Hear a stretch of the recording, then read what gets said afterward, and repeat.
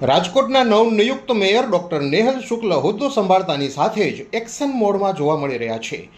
શહેરના વિકાસ કાર્યોને ગતિ આપવા માટે તેમણે જામનગર રોડ પર બનીને તૈયાર થયેલા સાંઢિયા પુલની ગ્રાઉન્ડ ઝીરો પર જઈને મુલાકાત લીધી હતી. આ નિરીક્ષણ દરમિયાન તેમની સાથે સ્થાનિક કોર્પોરેટરો અને મ્યુનિસિપલ કોર્પોરેશનના ઉચ્ચ અધિકારીઓ પણ હાજર રહ્યા હતા.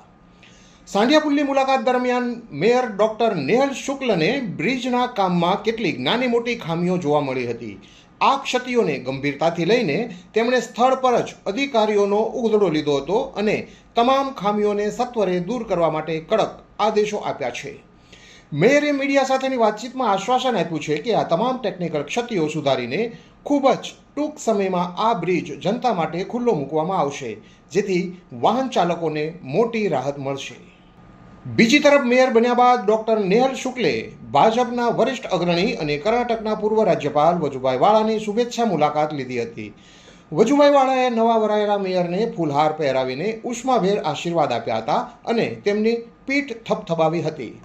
આ મુલાકાત દરમિયાન વજુભાઈ વાળા ભાવુક પણ જોવા મળ્યા હતા. તેમણે ડોક્ટર નેહલ શુક્લને પ્રેરણા આપતા ખાસ શબ્દો કહ્યા હતા કે આજે નેહલ તરીકે નહીં પણ ચીમનભાઈનો દીકરો સત્તા પર છે તે રીતે પ્રજાના કામ કરજે અને પોતાના કાર્યોથી ચીમનભાઈનું નામ રોશન કરજે. વરિષ્ઠ નેતાના આ આશીર્વાદ આગામી સમયમાં રાજકોટના વિકાસ માટે મેયરને નવી ઉર્જા પૂરી પાડશે તેવું માનવામાં આવી રહ્યું છે.